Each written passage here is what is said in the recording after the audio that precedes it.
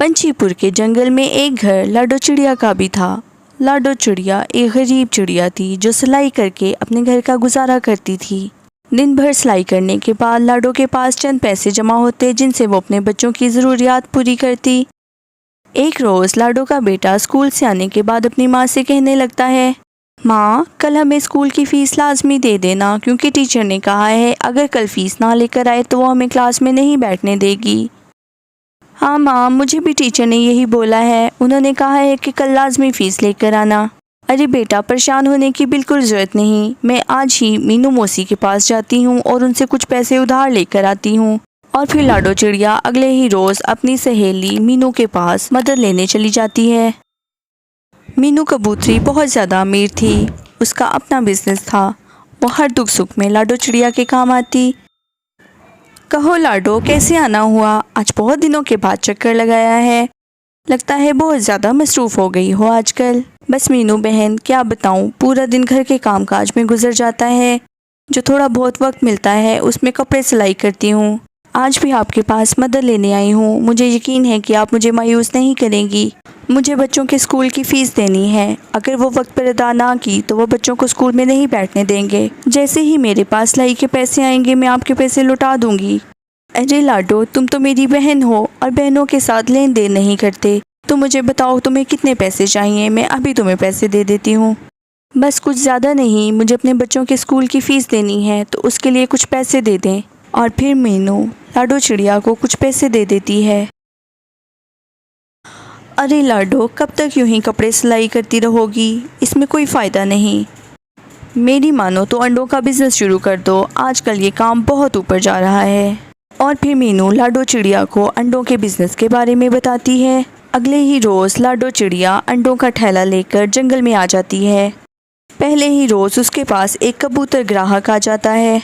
अरे वाह लाडो बहन, ये तो तुमने बहुत अच्छा किया। अब हमें अंडे लेने के लिए दूसरे जंगल में नहीं जाना पड़ेगा। जल्दी जल्दी मुझे अंडों के दाम तो बता दो। कबूतर भैया, आपके लिए सिर्फ 100 रुपये दर्जन। अच्छा चलो ठीक है, मुझे भी 1 दर्जन अंडे दे दो। और इस तरह लाडो चिड़िया का कारोबार खूब जम जाता है। कुछ ही दिनों में लाडो चिड़िया बहुत मशहूर हो जाती है। जैसे ही वो अंडे लेकर गली में निकलती, सभी परिंदे उसके गिर्द जमा हो जाते और झटपट लाडो चिड़िया से सारे अंडे खरीद लेते। जब से लाडो ने अंडों का कारोबार शुरू किया था, उसके घर के हालात पहले से बहुत बेहतर हो गए थे। अब लाडो बच्चों के स्कूल की फ़ीस भी वक्त पर दे पाती और घर का निज़ाम भी अच्छे से चल रहा था। एक रोज़ लाडो के बच्चे स्कूल गए होते हैं कि तभी कालू कौवा वहाँ पर एक अंडा लेकर आ जाता है। लाडो बहन, आज मैं आपके फ़ायदे की एक चीज़ लेकर आया हूँ। मैं जंगल से लकड़ियाँ तलाश कर रहा था, तभी मुझे ये सोने का अंडा मिला। मुझे कुछ पैसों की ज़रूरत है, अगर आप मुझसे ये अंडा ख़रीद लो तो ये आप बहुत महंगे दामों में बेच सकती हो। कालू भैया, क्या आप मुझसे झूठ तो नहीं बोल रहे? क्या सच में ये सोने का अंडा है? अगर आपने मेरे साथ कोई चालाकी करने की कोशिश की तो देख लेना, आपका अंजाम अच्छा नहीं होगा। और फिर लाडो चिड़िया कालू कौवे को कुछ पैसे देकर वो अंडा खरीद लेती है। चालाक कौवा वो पैसे लेकर वहाँ से उड़ जाता है। शाम को लाडो के बच्चे स्कूल से आते हैं तो अंडे को देखकर बहुत हैरान होते हैं। अरे माँ, ये इतना बड़ा अंडा कहाँ से आया? अरे बेटा, ये सोने का अंडा है, इसको बेचकर हम बहुत ज़्यादा अमीर हो जाएंगे। माँ, लेकिन मुझे तो ये अंडा किसी परिंदे का लगता है।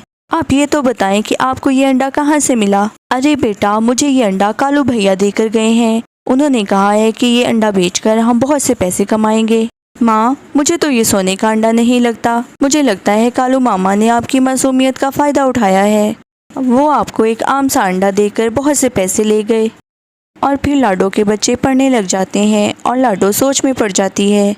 कुछ रोज़ के बाद उस अंडे में से एक चील का बच्चा निकल आता है। अरे बाप रे बाप, कालू कौवे ने ये मेरे साथ क्या किया? मुझसे इतने सारे पैसे ले गया और बदले में मुझे ये चील का बच्चा दे गया। कालू कौवे को तो अब मज़ा चखाना पड़ेगा। और फिर लाडो चिड़िया उड़कर चील के पास चली जाती है। लाडो चिड़िया चील को सारी बात बताती है कि किस तरह से कालू कौवे ने उसके एक अंडे को चुराया और लाडो चिड़िया को बेच दिया। अरे इस कालू कौवे की इतनी जुर्रत कि उसने मेरा अंडा चुराया और फिर उसको बेच भी दिया। अब तो कालू कौवे की खैर नहीं। अब तुम देखना मैं इस कालू कौवे के साथ क्या सलूक करती हूँ। उधर कालू कौवा अपने घोंसले में आराम कर रहा होता है, तभी वहाँ पर चील आ जाती है। अबे ओ कालू कौवे, तेरी हिम्मत कैसे हुई कि तूने मेरा अंडा चुराया? और फिर जाकर उसको बेच भी दिया। तुम्हें क्या लगा था कि मुझे पता नहीं चलेगा? कालू कौवे की खूब पिटाई करने के बाद चील वहाँ से उड़ जाती है और कालू कौवे को अपने किए की सज़ा मिल जाती है। दोस्तों, अगर आपको आज की हमारी कहानी पसंद आए तो वीडियो को लाइक करना और चैनल को सब्सक्राइब करना बिल्कुल मत भूलना।